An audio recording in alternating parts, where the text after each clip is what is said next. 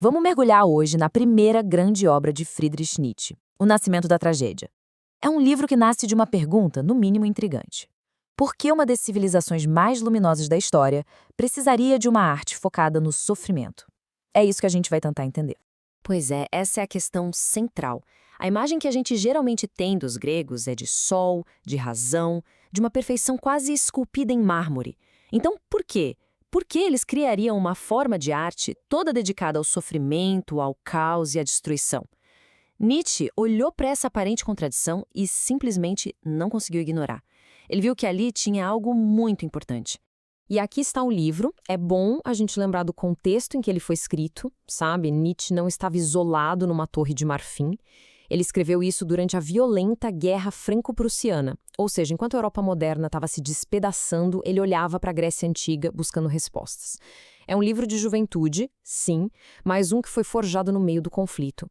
Então, vamos começar por onde Nietzsche começou, desconstruindo essa visão idealizada que a gente tem da Grécia. Vamos investigar o que ele chamou de o paradoxo grego. A visão de cartão postal dos gregos é mais ou menos essa, né? Gente serena, lógica, otimista. Uma cultura que parecia ter resolvido os grandes problemas da vida com pura razão e beleza. Mas Nietzsche olhou para esse quadro perfeito e viu uma rachadura. Ele começou a pensar que essa calma toda era só uma fachada, que por trás dela existia algo muito mais profundo e, digamos, inquietante. E aqui Nietzsche vira a lógica de cabeça para baixo. Ele pergunta: e se o pessimismo não nascer da fraqueza? E se ele vier de uma força avassaladora? Pense como um atleta no auge da força que procura o adversário mais difícil só para se testar. Os gregos, na visão dele, eram tão cheios de vida, tão transbordantes de energia, que eles precisavam da tragédia para testar os limites da própria força. Para explicar esse paradoxo, Nietzsche foi buscar inspiração na mitologia grega. Ele identificou duas divindades, dois impulsos artísticos, que eram rivais e que, segundo ele, não governam só a arte, mas a existência inteira: Apolo e Dionísio. Primeiro, temos o Apolíneo. Pense nele como a força do sonho, da ordem, da bela ilusão. É o princípio que dá forma ao que não tem forma, que cria limites, que cria o indivíduo a partir do caos. A imagem perfeita para isso? Uma escultura grega, clara, definida, perfeita. Essa é a essência de Apolo. E, em oposição direta, vem o dionisíaco.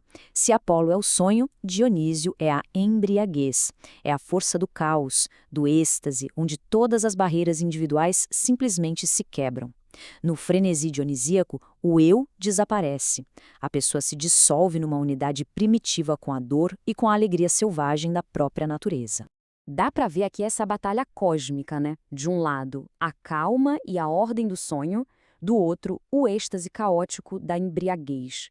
Apolo constrói um indivíduo com ilusão e forma, enquanto Dionísio o despedaça com a verdade nua e crua da música e da dança. E para Nietzsche, isso não são só ideias sobre arte, são as forças fundamentais que estão em guerra dentro de cada um de nós. E o que acontece quando essas duas forças gigantescas se chocam? O surpreendente é que elas não se destroem, pelo contrário. Lá na Grécia Antiga, elas se fundiram no que Nietzsche chamou de um ato metafísico milagroso e deram à luz a algo totalmente novo. E essa criação foi a tragédia grega.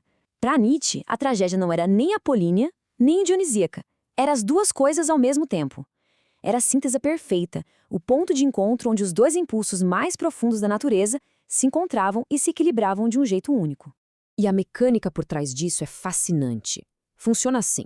Primeiro, a plateia se conecta com o caos dionisíaco do coro, sentindo a dor primordial do mundo através da música. Só que, se ficasse só nisso, seria insuportável, ninguém aguentaria. E é aí que entra a visão apolínea, a história, o herói, o diálogo. É como se a arte colocasse uma bela máscara, uma máscara de sonho sobre o rosto aterrorizante da verdade. Mas veja bem, a análise de Nietzsche não era só sobre arte, era sobre a vida. E é a partir daqui que ele tira sua conclusão mais radical, uma justificativa para a existência que não tem nada a ver com moral ou com razão. Para o jovem Nietzsche, a arte não era um passatempo. Era a atividade metafísica mais importante da vida. Ele argumentava que quando a religião, a moral e a ciência não conseguem mais dar um sentido para o sofrimento, a única coisa que resta é a arte. E aqui está a frase-chave de todo o livro. Como é que a gente suporta um mundo cheio de dor e caos? A resposta de Nietzsche não é rezar, nem tentar racionalizar tudo. É ver o mundo como um fenômeno estético. A existência, com todo o seu terror e toda a sua beleza, só pode ser justificada como uma gigantesca e grandiosa obra de arte. Certo, mas por que isso importa tanto? Primeiro, porque o mundo é cheio de sofrimento e tentar encontrar um propósito puramente lógico ou moral para essa dor, segundo Nietzsche, é um caminho para o desespero. Mas a arte, a tragédia, permite que a gente olhe direto para essa realidade brutal e ainda assim diga sim para a vida. A lição final é chocante. A vida não se justifica por ser boa, mas sim por ser bela.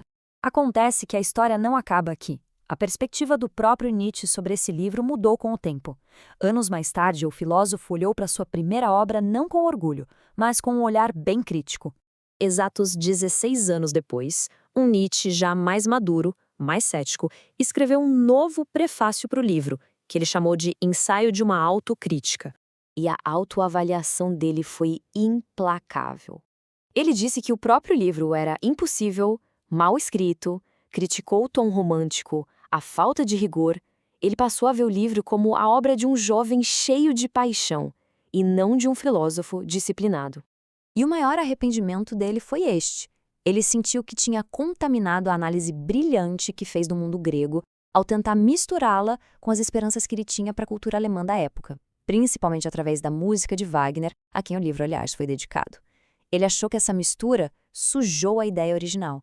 E, no entanto, mesmo com toda a autocrítica do próprio Nietzsche, a questão central do livro continua incrivelmente poderosa.